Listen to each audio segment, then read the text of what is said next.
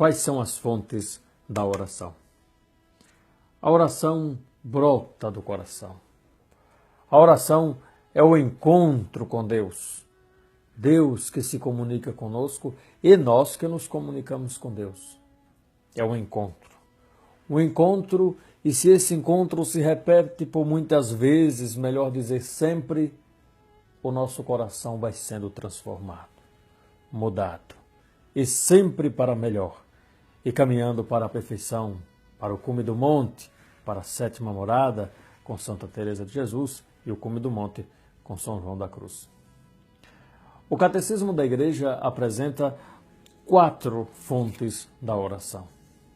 Isto é, meios que o Senhor nos dá para que entremos em contato com Ele, para que conversemos com Ele, para que sejamos dele. A primeira fonte da oração é a palavra de Deus. A segunda é a liturgia da igreja, a terceira, as virtudes teologais e a quarta, os acontecimentos do dia a dia. A palavra de Deus é para ser estudada, mas não somente. É para ser meditada, contemplada. Lendo a palavra de Deus, devemos elevar o nosso coração para aquele que veio até nós.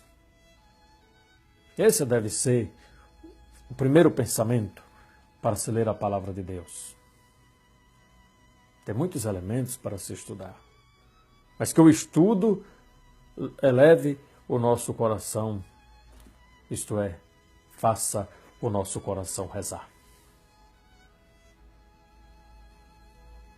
Você pega um texto do Antigo Testamento, deve ser meditada a partir de Jesus Cristo. Isto é, Jesus é a ótica, é a hermenêutica, é o meu meio de interpretação de toda a Sagrada Escrituras, desde a primeira palavra à última palavra, do Antigo ao Novo Testamento.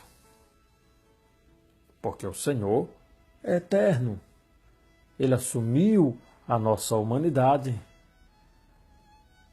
e nos ensinou a conversar com o Pai e a entender os segredos do coração do Pai. O Pai de São João da Cruz disse tudo no seu Filho e que agora deve ser contemplado no silêncio, deve ser buscado no silêncio. Então, ler a palavra de Deus. Primeiramente, ler. Depois, meditar a partir de nosso Senhor Jesus Cristo.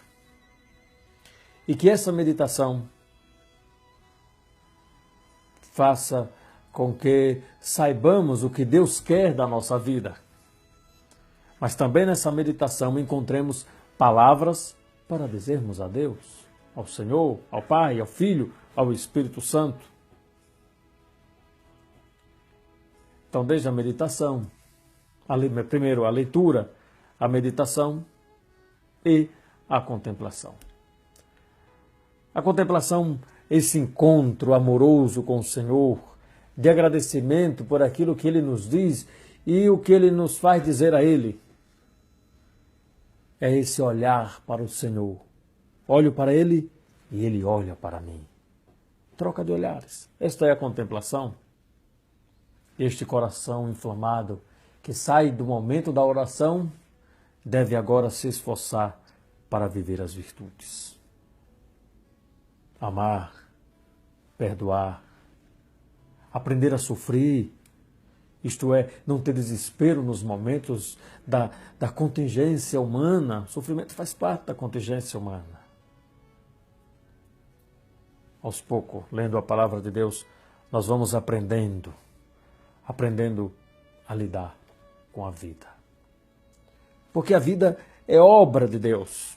E ler a palavra de Deus é entender o sentido da vida, o sentido de amar, o sentido de perdoar, o sentido de viver para o outro, de sair de si mesmo, de ir ao encontro do outro.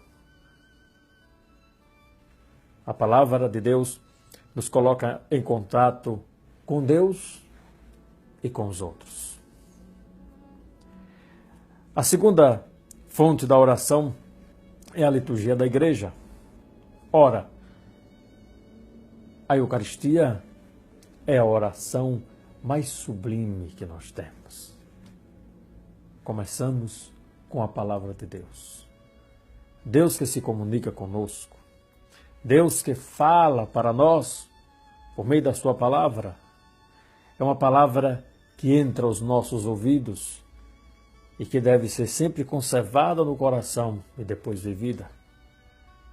Mas o Senhor não quis só falar para o povo, não quis só falar para a multidão, o Senhor quis também ser alimento. Ó, meus irmãos e irmãs, amigos, amigas da Escola do Carmelo, quando comungamos o Senhor, ali acontece um momento muito de intimidade. O coração de Deus toca o nosso coração e o nosso coração toca o coração de Deus. Há uma comunhão íntima que não entendemos, porque não conseguimos abarcar tudo. É mistério de Deus, mistério insondável. Aquele momento é o Senhor que está orando em nós, o Senhor que está no nosso coração, que vem assim substancialmente para a nossa interioridade. São João da Cruz diz que temos 3 tipos de presença de Deus. A primeira presença é o que nós sabemos da presença de imensidade, que na filosofia aprendemos como a presença da providência divina. Quer dizer, quando perdemos essa presença, também deixamos de existir. Também as criaturas, a terra, o universo, têm essa presença por imensidade substancial. Mas damos mais um passo, porque temos a presença pela graça. E por último, a presença por intimidade. A palavra de Deus, a Eucaristia, deve nos levar à intimidade com Deus. Ele se torna tão íntimo de nós, porque entra na nossa interioridade, entra nos nossos ouvidos, e que essa palavra deve ser conservada no coração, devemos também ser íntimos do Senhor. Na adoração eucarística, oração litúrgica, no batismo, na crisma, no matrimônio, na ordenação de um novo diácono, um padre, um bispo, na confissão, que o Senhor comunica a sua misericórdia, que banha de graças o coração arrependido, que perdoa os pecados. Esses são momentos de mistério, de oração, de encontro profundo, de intimidade com o Senhor. E são tantos momentos. A terceira forma é das virtudes teologais. Viver de fé, de esperança e amor. Acreditar que estamos conversando com o Senhor. E acreditar que Deus está aqui conosco. Acreditar que Deus nos ama. Acreditar que há eternidade, que vamos ressuscitar. Tudo isso é fé. A oração de fé. A oração de fé quando tudo escurece, que perdemos o sentido das coisas do mundo e das coisas de Deus, que é a noite do Espírito. Com fé em Deus, logo, logo lançarei uma aula sobre a noite do Espírito. Já está pronta, mas ainda só depois que eu vou lançar essa aula. Então, acreditar no Senhor, quando você não enxerga mais nada, mas resta a fé, resta o amor e resta a esperança. O amor, Santa Teresa diz que a oração não é muito pensar, pensar, pensar, mas muito amar. Então ganhar isso o que Deus tem por nós, adquirir do coração de Deus o amor. Ninguém pode dizer, eu não amo porque nunca foi amado. Mentira! Deus nos amou antes que nós nascêssemos. Nós somos amados por Deus. Agora devemos desenvolver essa capacidade de amar e ajudar os outros também. É tão difícil amar em certos momentos da vida. É tão angustiante que parece que somos livres quando dizemos, não quero saber dessa pessoa, eu estou me livrando dela. Na verdade, estou sendo prisioneiro do mundo. A liberdade em Deus é amar, é perdoar, é querer o bem, é querer a presença do outro para que eu possa amar mais ainda. E a última virtude teologal é a esperança. A esperança, meus irmãos e irmãs, o mundo não tem a última palavra. Quem tem a última palavra é Deus. A esperança em Deus é uma esperança que não decepciona. Pode ser que não aconteça como esperamos.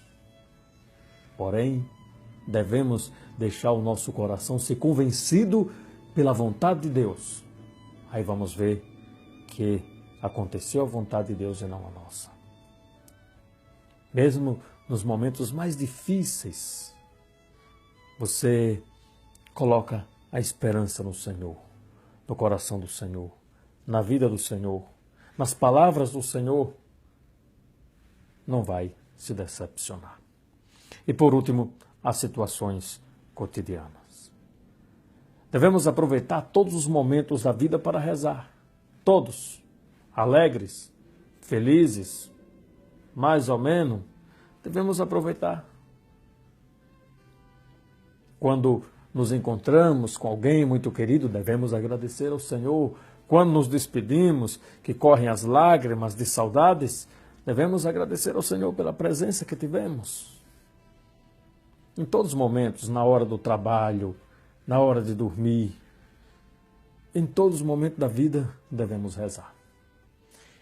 Isto é, devemos nos tornar orantes.